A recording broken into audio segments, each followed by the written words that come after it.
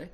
2 classes left. So today we're gonna finish up talking about psychological disorders, and then move a little bit into therapy. All right.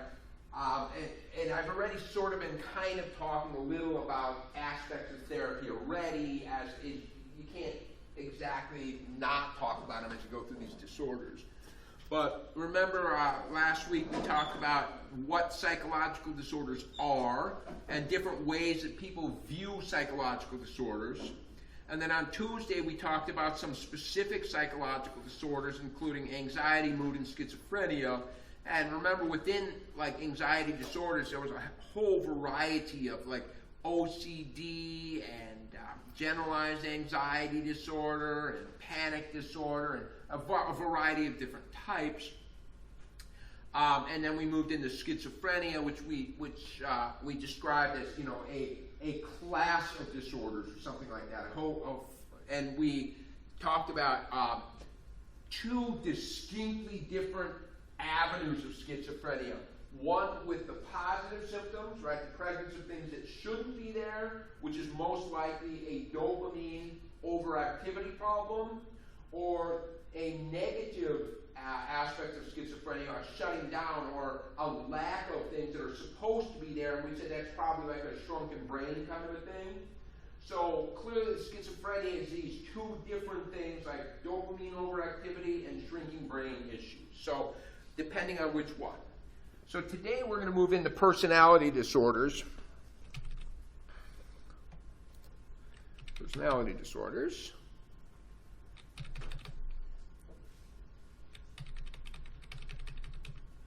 Personality disorders. There we go. Right. So there's a whole large group of personality disorders. We'll only talk about a couple of these. But, you know, paranoid personality disorder, and again, it's similar to paranoid schizophrenia, in the fact that the main symptom present is unwarranted paranoia, right? But we're going to talk about antisocial, borderline, narcissistic, but there's lots of others as well. Histrionic, and borderline and histrionic have got a lot of overlap to them. But many different types. But when it comes to, as I said the other day, that when it comes to mental disorders, the general rule is comorbidity. That if you got one mental disorder, chances are you got more than one. All right, that's just the rule. But when it comes to personality disorders, this is where it changes a little bit. The majority of the time when people have a personality disorder, it's pretty much, that's it. That's all you've got, pretty much. And personality disorders tend to be learned, all right? So we're going to talk about, you know, schizophrenia is often the result of overactivity of dopamine. And depression is often the result of an underactivity of serotonin. We can talk about, you know, different neurotransmitter imbalances causing. So we could have questions of, is a mental disorder the result of nature or nurture, right? And so in a lot of cases we can say it's nature, it's an imbalance, etc. But it's not, it's nurture, it's learned. This is something that is learned, okay? And so what happens is that people with personality disorder exhibit behaviors that are inappropriate, offensive, distracting. They can cause problems. And what's going to happen is that they tend to be repeating, all right? So one of my favorite lines was a sermon by Dr. John Marshall, all right? He was a sermon at the Second Baptist Church up in Springfield, Missouri. And he goes, all right, if Sally has a problem with Jimmy, and Sally has a problem with Bobby, and Sally has a problem with Johnny, chances are the problem is with Sally, right? It's, you know, if she's got the exact same problem with 3 different people, it's not those 3 people. It is Sally. And that's what personality disorders are about. Is Sally says, he has a problem, he has a problem, it's amazing. Everybody I have a relationship with has the same problems. And say, no. Well, not me. I'm awesome. But, you know, you get the idea, okay? So quite a powerful idea. It's outside of myself, and it just repeatedly comes up over and over and over. Okay? So, the diagnosis for a personality disorder. The essential features are impairments in personality, functioning, and the presence of pathological traits. Here's the criterion: significant impairments in interpersonal functioning, pathological personality trait, the impairments of personality, relatively stable and consistent, okay? So it happens repeatedly, even in different contexts. The impairments of personality, right, okay. All right, so one of them actually comes from Greek mythology. Narcissus in Greek mythology was a boy that was obsessed with himself. And so Narcissus, in the Greek story, he comes across a pool of water. And in the pool of water, he sees a reflection of himself. And he becomes so obsessed with his own beauty that he sits there and gets trapped for all time staring at himself. Right? So, narcissistic personality disorder, an exaggerated sense of self-importance, okay? Exploitive, lack of empathy, honest to God, yes. I was going to say there's also a version of the Narcissus story where he drowns. Oh, does he? Okay. I didn't remember the ending, so I said, and he was trapped for a long time. I mean, yeah. Either way, it's the same. Either way. You know, you screwed up your whole life because all you could do was obsess over yourself. I'd have to look up that story. I don't remember. In college, I learned it, but I don't remember all that. Okay, so I'm not going to try to diagnose anybody, but if I had to look at Donald Trump, I would say narcissistic personality disorder does a pretty damn good job explaining his behavior. Okay, that I am incredibly important. I don't get. Fuck you. If it's in my best interest, that's all that matters. I don't care about you. I don't feel for you. That every single thing is transactional. I will not help you unless you have something to give me. Okay? So, self-centeredness, it's all about me. I mean, he goes to these rallies where he's supposed to be promoting other political candidates. And he doesn't even remember their name. And then he takes the entire time and talks about himself. Right? It's like you were supposed to be there talking about why this person's politics are good and their plan is and why we should vote for them. He doesn't even remember their name and then spends an hour talking about himself. I like it. Okay. People will seek attention and praise. Others should recognize them. Look at this. They're going to be choosy. They're just like, I am so good that I can decide who I will allow to be my friend. Okay? I will allow you only if. Okay? People with narcissistic personality disorder tend to be good at making a first impression, right? They're good at the beginning, but they can't hold on to it. Okay? And so, generally speaking, as I say, there's just no empathy. In fact, what's very interesting is with empathy, there's there's more than two, but two different kinds of empathy. You know what empathy is, right? This ability to sort of understand how another person feels. Okay? So empathy comes in two flavors. Number one, the ability to understand how you feel, and even more to the point, the ability to understand how my behaviors will affect you. Okay? Then there's a second kind of empathy. Do I care? All right? Do I care how you're feeling? Right? And so you find people with narcissistic personality disorder tend to be really, really, really good at knowing exactly how you feel and how I will impact you. But they tend not to care. If I perform this, they will be extremely hurt by it. Oh, if they're extremely hurt, then they'll be vulnerable and I can get something from them? Bam, there I go. Okay? So I know exactly how you feel and I know exactly how I affect you, I just don't care. Okay? That is powerful. Okay? All right. Borderline personality disorder. You find people with borderline personality disorder, as the name suggests, it's just sort of, it's wide mood swings, okay? It's like from day one to day two, they become different people. I dated a girl like this. And I'll tell you, on one day she was awesome, and the next day I'm like, what the hell? And it was just like, you know, within 2 days, she's like, oh, if you leave me, I'll kill myself. And it's like, oh shit, what have I gotten into? I was just making out with her, okay? I didn't know that was going to happen, okay? So, you know, I'll kill myself. So people that will like threaten suicide repeatedly, oh, I'm going to, oh, you know, and confusion about careers and goals, threaten suicide, attempt suicide. But what's interesting is by far the majority of the time with borderline personality disorder, the attempts aren't real attempts. They're attempts that are designed so that they will get, you know, they will be not working, if you get the idea. An attempted suicide with a clear lack of intention of it actually working. Okay? But what's interesting is that, again, mostly women, but patients with borderline personality disorder very, very commonly have a pattern of childhood sexual abuse or neglect.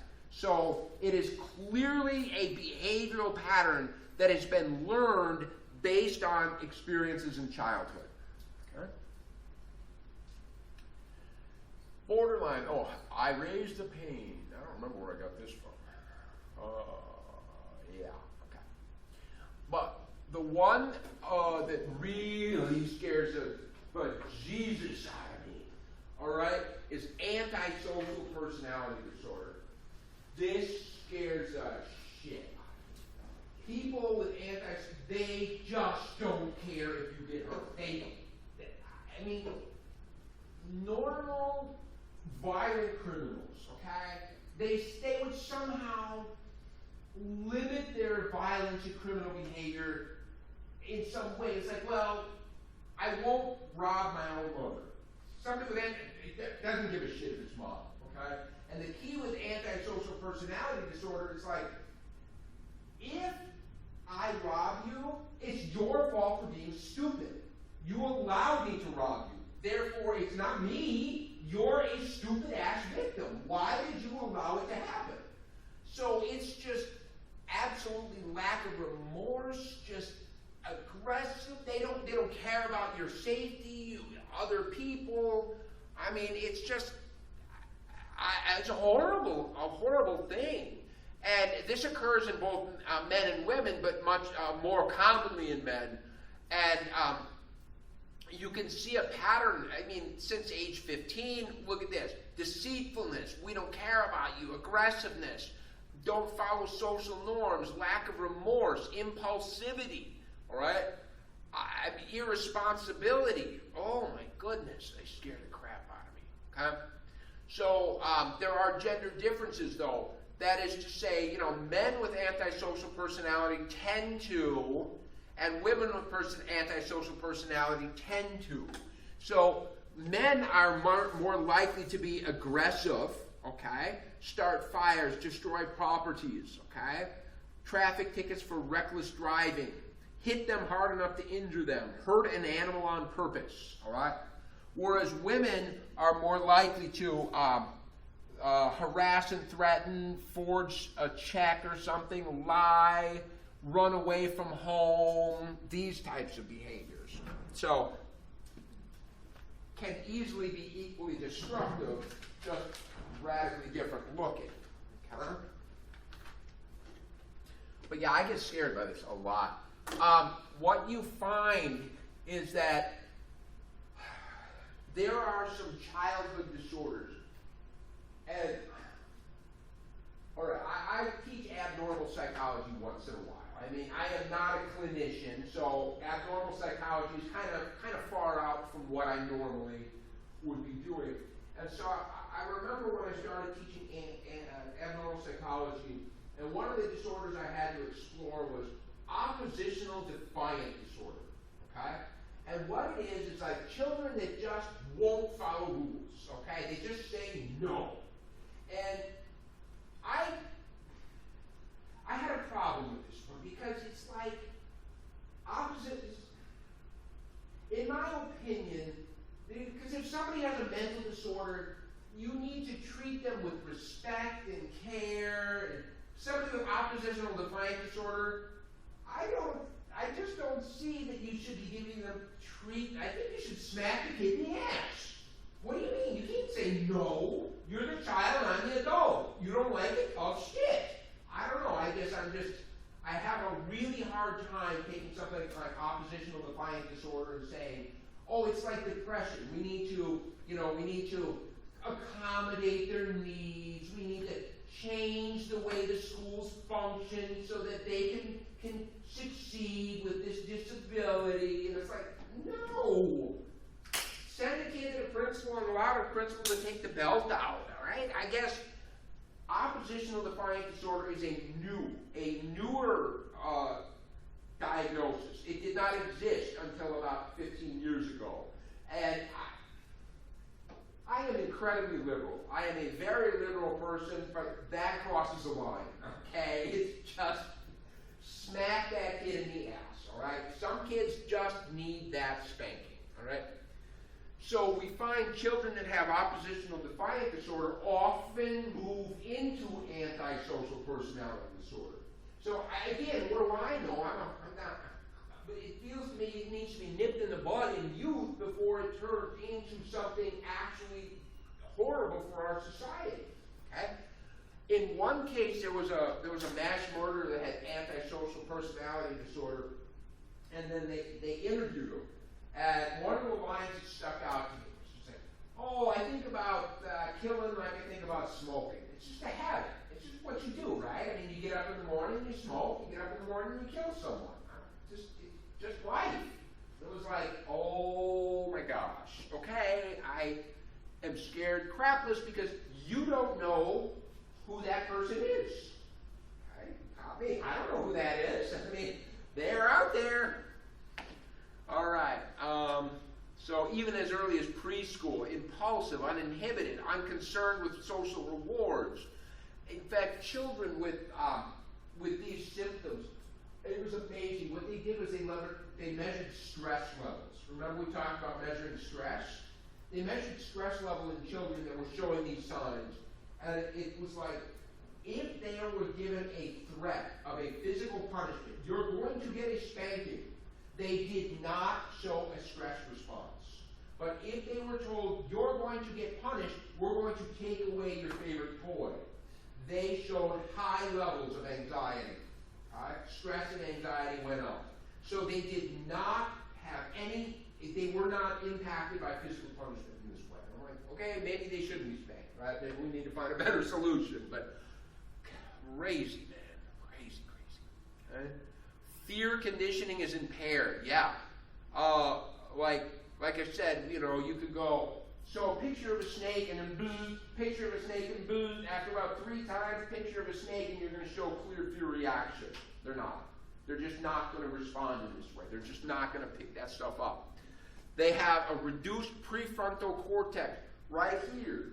This is the part of the brain that puts the brakes on.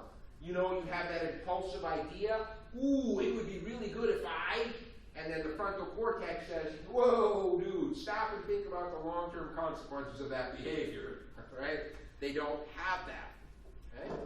So obviously a lot more alcohol abuse and other substance abuse. So we can talk about antisocial personality does not equal criminality, but, okay. What happens is there is a lot of overlap. You also find that antisocial personality disorder interacts pretty strongly with intelligence.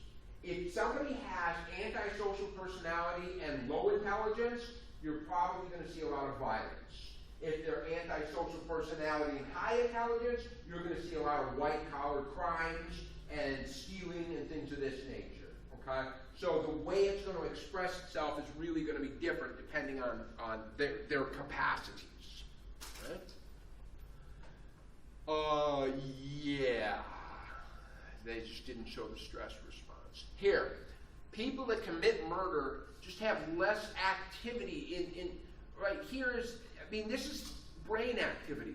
Here's the frontal cortex, okay? A normal person, a murderer. Remember, the frontal cortex shuts down impulses. It makes you stop and think, if I perform that behavior, what is the actual outcome of that behavior? They just don't have the brakes, okay? They're just not there. When they, look at this, when they view violence, the amygdala is that part of the brain that is responsible for an emotional reaction. So they view violence and it's just they don't respond to it, okay? Oh, scares me a lot. Oh, I already said that. Yeah, I already said that. Oh yeah, this is a big one. Physical punishment, they don't really care that much. Monetary punishment, ooh, that's where they get affected. Or here, you know, we're going to ostracize you or something. That's pretty powerful. All right, so personality disorders, and as I said, there's many of them. And they are, as I said, kind of odd in that the rule is comorbidity, but not with personality disorders. Okay? So, dissociative disorders. These are a little odd. I mean, I like this image right here, but I guess I'll put it up where it comes up. So dissociation is a separation from identity, all right? Remember, schizophrenia was kind of like a broken mind sort of kind of. Dissociation is a separation in reality or something of this nature, okay? So a dissociative fugue state is one of what will happen is somebody that is under a lot of stress, most likely, will all of a sudden lose memory, they'll run away, they'll show up somewhere and have no memory of where they are or who they are, okay? And this actually hit the front page news about 5 years ago. The runaway bride, and she was the eve of her wedding, and she just disappeared and she's gone. And then they find her 3 years later, you know, across the country, living a life of, I don't remember who I am or where I came from. And just, okay, a split in the identity. Dissociative identity disorder, DID, is used to be called multiple personality disorder, and I have a hard time remembering not to call it that. Because multiple personality disorder is so much more descriptive than dissociative identity disorder.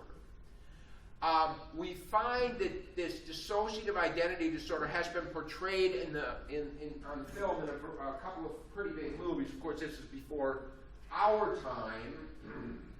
Another big one when I was a kid was called Sybil. We find that this is a controversial diagnosis. That the idea is with dissociative identity disorder that you have multiple personalities. And they are going to be present at different times, okay? The logic is that people that have a lot of stress in their lives, they'll develop different personalities that allow them to deal with different situations. The famous movie Sybil showed this little girl who had an incredibly abusive mother. And mom would give her incredible punishments like locking her in a toy chest for hours on end.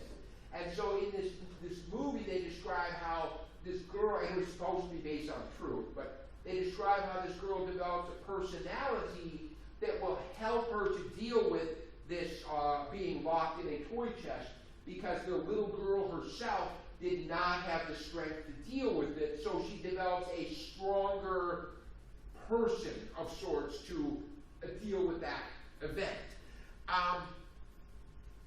Outside of the United States, outside of the United States, they don't necessarily believe in this, and some in Britain they kind of refer to this as that wacky American diagnosis. So in other parts of the world, they don't even believe it's real, and even in America, there's a lot of skepticism that a lot of these multiple personalities actually are a function of going to therapy itself. All right? And one of the most famous cases of DID was actually the Son of Sam serial killer.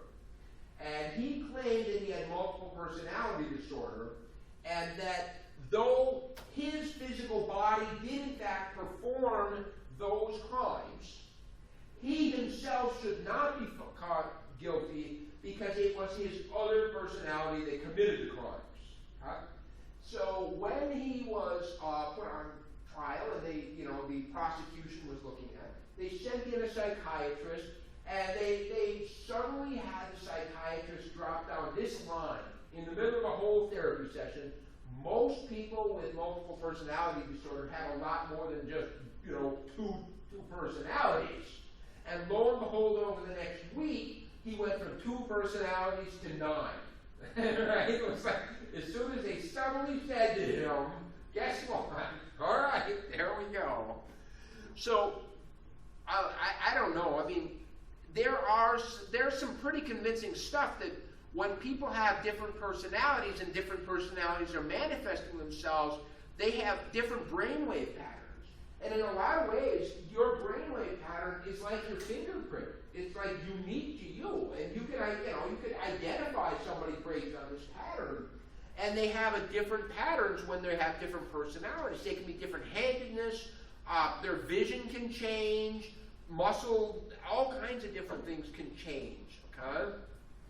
But like we said,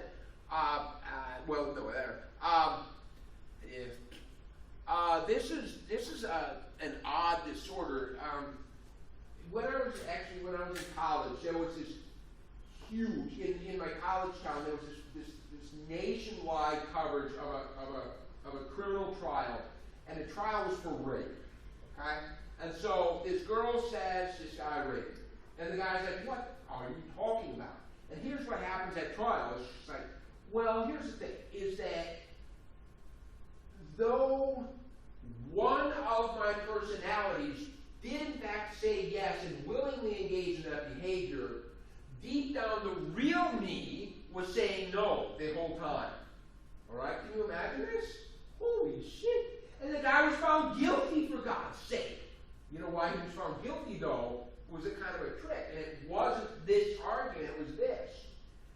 He knew about her psychiatric diagnosis. Because of her psychiatric diagnosis, she did not have the mental capacity to give consent for the sexual act. Therefore, that is why it was rape, not because her deep down self was saying no. And so in the same way that a person under 18 cannot legally give consent for the act of sex, neither can a person with diminished mental capacity.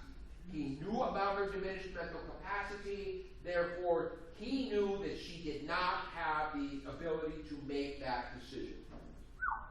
Wow. Powerful. I found this one on a Simpsons episode once, so how could I not do it, right?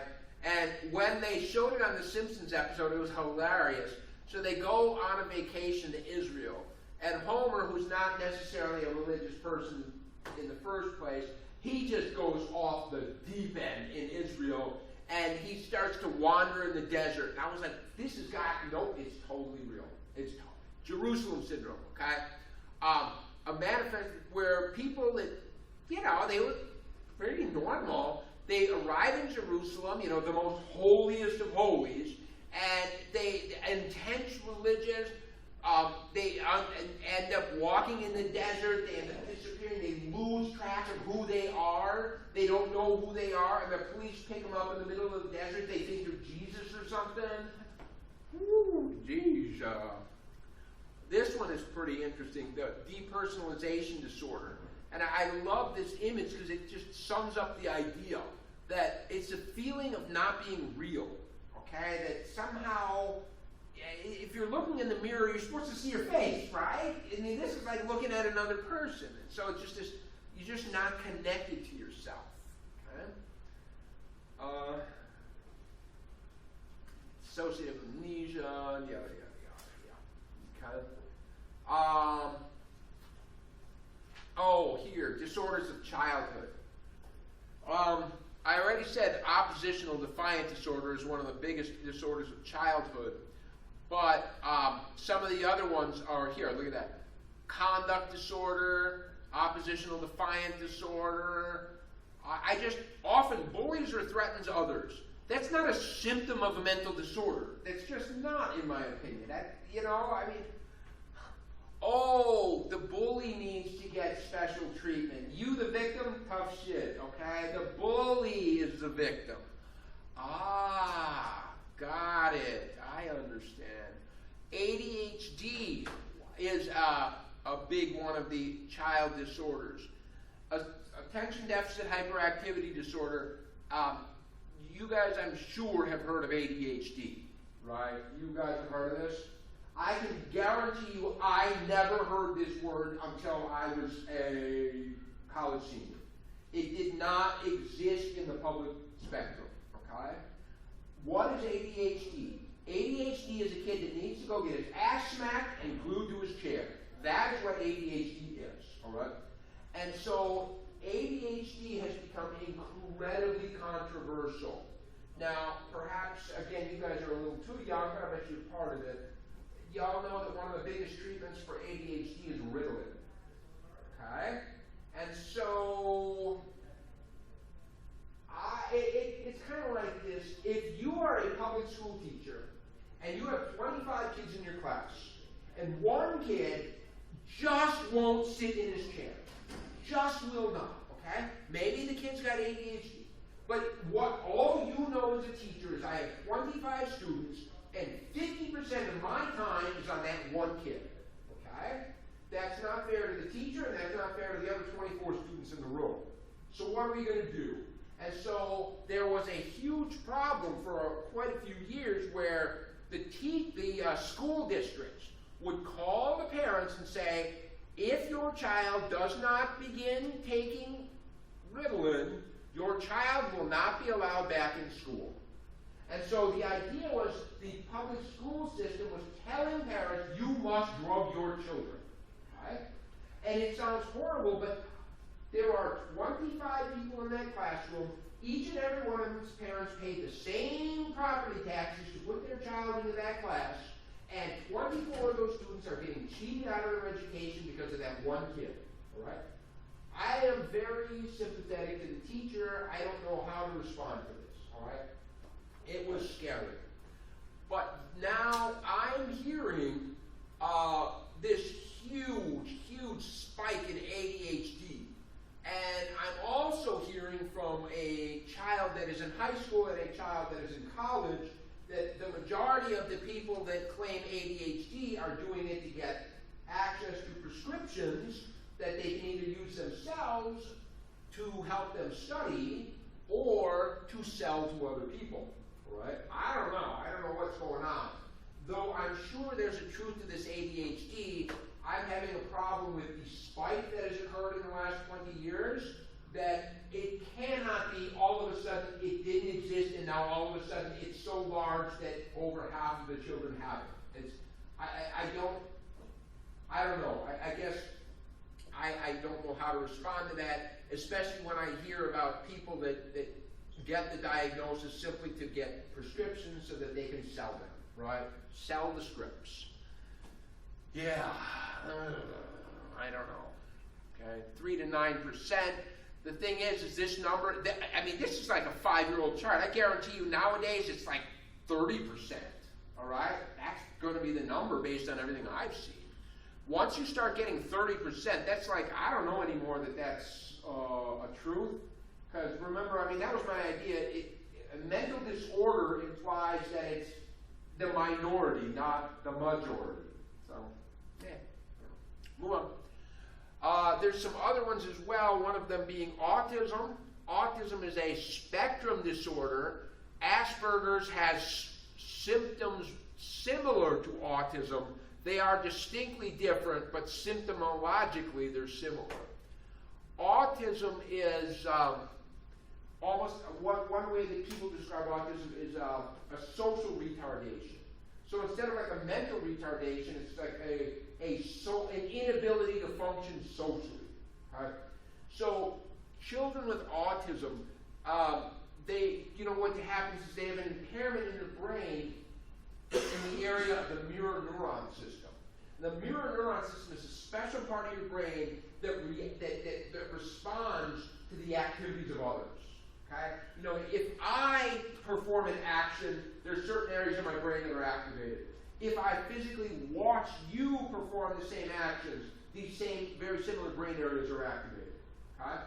Children with autism, they don't have those areas. See, these mirror neurons, they allow for empathy. They allow for perspective taking, be able to see your world. They allow for, for the majority of people say, okay, here's a list of nouns. Table, window, book, human, car. Which one doesn't belong? And it's like, they're all nouns. They all belong. I don't understand. What do you say? What's the difference? They don't see humans as somehow a different thing. It's just a noun, right? I know there was this family that we know had 2 boys with autism. And after the second boy, by the way, he said, as soon as they figured out the second boy was autistic, he went out and sterilized himself immediately. He was like, there's no way I'm having a 3rd child, okay? And I'll tell you what was scary was that I will use a word that I would not use, covet. He coveted my children. When we would be at his house for different gatherings, he would look at my children and you could just see in his eyes, why can't I have that? Why can't I have that child? Okay? And it ain't a harsh word to say covet. You don't use it very often, but this is clearly a case where it was true. And he described his life, and he said, basically, every morning I wake up, I realize my situation, and it feels like I've been chewing bugs all night long. All right? And I don't know, I'm not quite sure what to do with that, but that was the dad's response. And one time, the younger boy was on the stairs for something, and the older one goes up the stairs, and he just shoves his brother out of the way. His brother fell down the stairs, broke his arm. All right? And the older brother had no ill, he didn't mean to hurt anybody, he just didn't comprehend that that's what he was doing, right? It was just, if you're walking along and there's something in your way, you're going to move it, right? You're just going to shove it out of it. It's just another noun. And so it's a scary disorder. And I remember that another family friend of ours that has an autistic son. And I remember talking to the dad about what are they called? STAR tests? Not STAR. What are they now? Is it STAR? The current America. You know, and he said, yeah, my son has to take the STAR test. And I'm like, you know, how does that work out? I mean, can he answer the questions? And he goes, yeah, he could probably answer them. But when you put him in front of a test, he doesn't comprehend the idea of the test. He doesn't understand what is happening right now. Okay? So if you were to somehow ask him in exactly the right way, he might be able to come up with it. Okay? But now, by the way, this is scary. And I talked to them not too long ago, and now their son is 21, something like that. Well, now that he's 21, there are 0 services to help him. None. All services go on. And you know what has happened to this autistic child is he's gotten bigger and bigger and bigger, okay? And he still has inabilities to function anything. There are 0 services, and the parents tell me that their biggest fear is what is going to happen when I die. When I die, who is going to take care of my son? What will happen to him? He has 0 ability to function on his own. What will happen? And I guarantee you his sister Stephanie will get the burden, all right? Stephanie will have this, and I mean, she'll do so. I'm positive she will step up to the plate, but I don't know. I mean, autism is a rough disorder. And in fact, that was the explanation why I said, you know, one of the diagnosis, or one of the ways that you decide whether or not something's a mental disorder is, does it cause distress to the individual? And the person with autism doesn't understand. They have autism, and even if you could explain it to them, they wouldn't care, right? They don't care that they have the disorder. So it does not in any way cause distress. It happens about 0.2% of children, but this number is rising, okay? Often you find that children with autism end up becoming mentally retarded, And the reason is pretty simple, is that a normally functioning child, much of your cognitive development comes from a properly functioning mirror neuron system. Because they don't have this mirror neuron system, they miss out on so many of the normal academic and the normal learning that would occur just sitting in the room with mom and watching what mom is doing when she's cooking. A normal child is watching mom, she's picking up all kinds of crap by watching mom. The child with autism is not learning that stuff. It's just not sticky, okay? So it's not a surprise at all that though a low intelligence has no relationship to autism per se, that the way that the autism changes a child's behaviors leads to the incredibly low outcome. But one of the things with autism, a couple of things with autism, we knew another parent of an autistic girl when we lived up in Missouri, and if you know anything about Asian babies, when Asian babies are born, right along the back here, they often have what they call a Mongolian birth spot, okay? And it is a big, dark spot like this. My son did not have it, but my daughter did, okay? And so we were oh so careful. You go into any kind of a daycare setting, this is a birthmark. It is very common in Asian babies. It is not child abuse. That is not a bruise. That is the way. Well, this family had a girl. She was about 2, and she had autism. She's in for daycare, and they documented this with the daycare people. I mean, they made sure to dot every I and cross every T here, and it didn't matter. They called social services. They said, we have a suspected child abuse for a child here. And I mean, the logic was a child with autism creates a lot of frustration in parents, all right? And what does a frustrated parent sometimes do? I mean, this is where shaken baby syndrome comes from, right? I mean, frustration, and a perfectly rational person snaps. It took them over a week to get their child back, even though they had medical documentation, they had. Once CPS was called, forget it. You ain't getting your kid back. So what we find that is, to me, problematic with autism was about, time flies. It's close to 20 years now.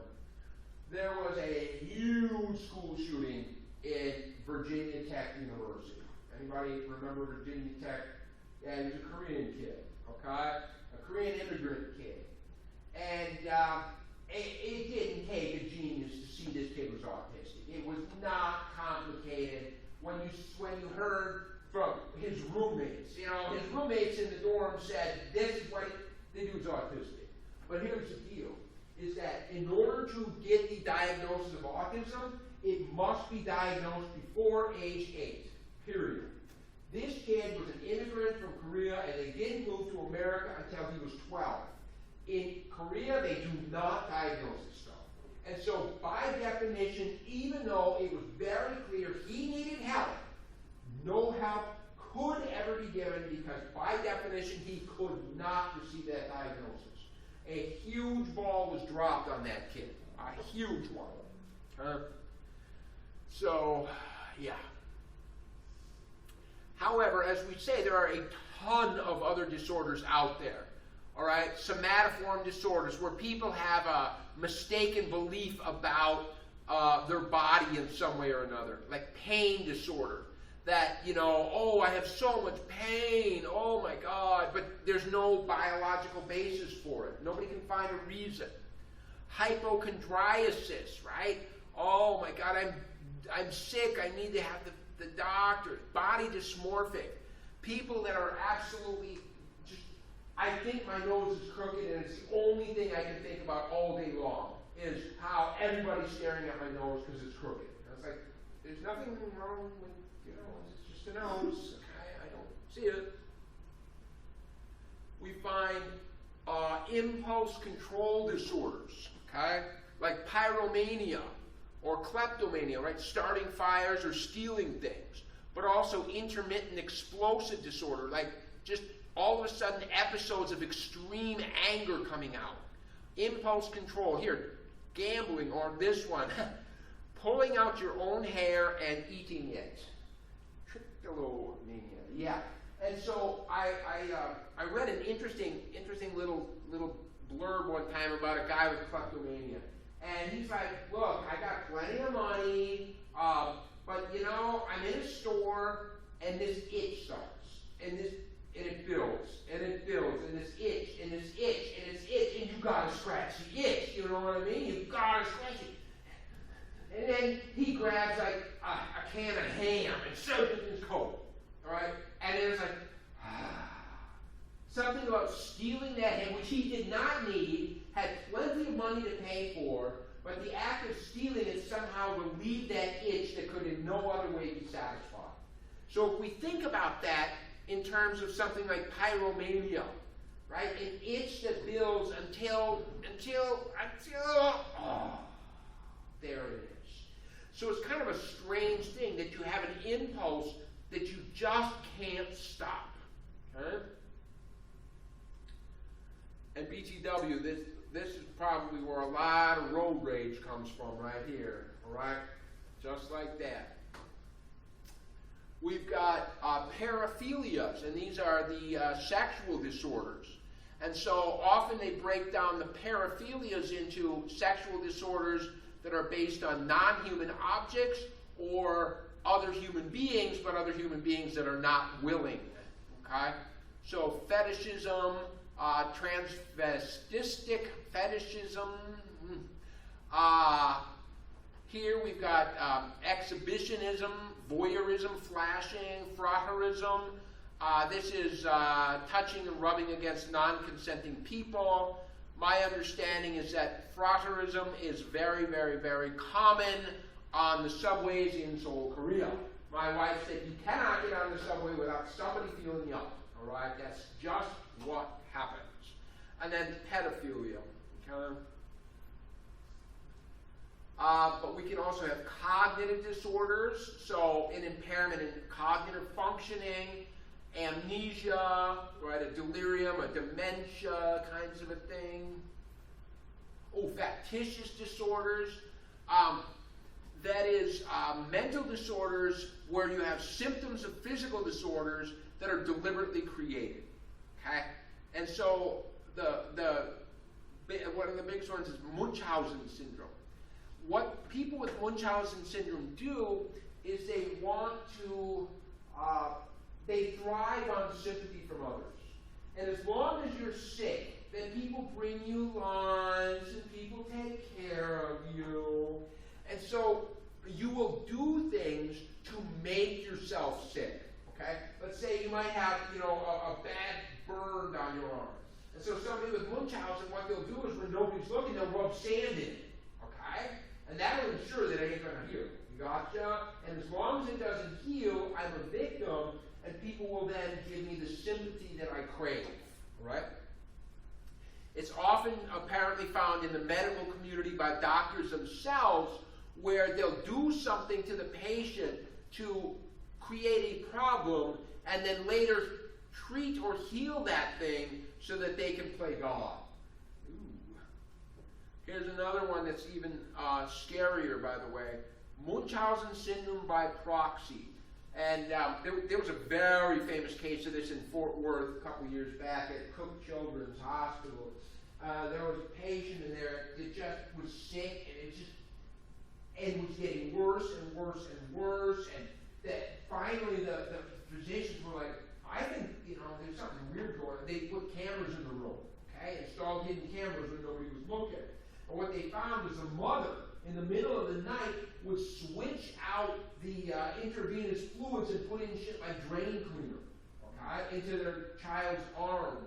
And the idea was that they were the worried parent. Oh, sympathize with me. Oh, give me your, okay? And it's real. It is real. It's crazy as shit, but it's real.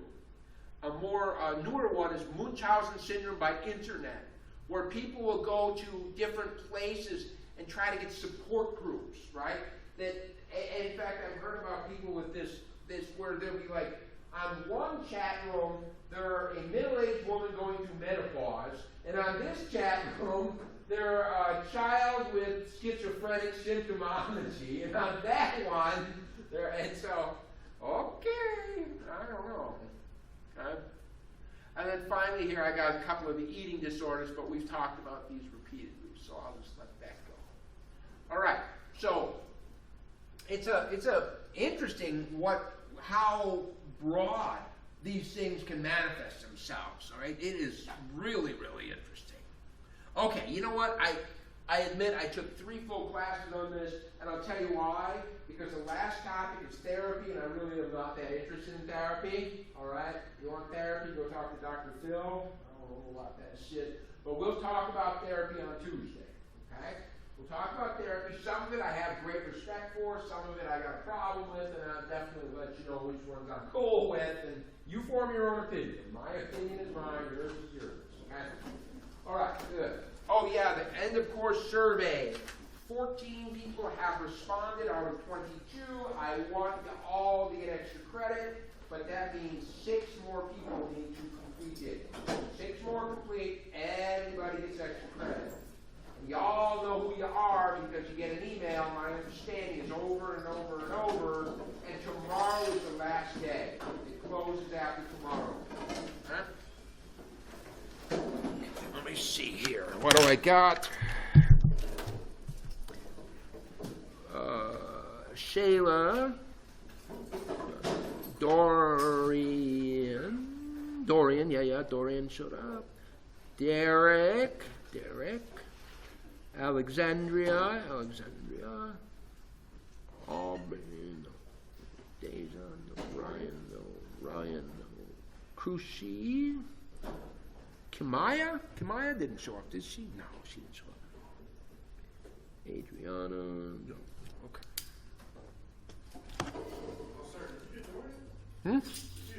I got Dorian. How can I miss that with that hair sticking out? Can't miss that, all right? That sticks out around the room. Are you don't mind me asking, when is our final? I know what? We don't have an in-person final? No. I'm actually tempted because the grades in this class are really, really, really good, like too good. You know what I mean? Maybe. But it's not. It's remote. Okay, thank you. Yep, no problem. Did the people that had their child taken away get their kid back? Yeah, they did. It took a week, though. Okay. It took a full week to get that kid.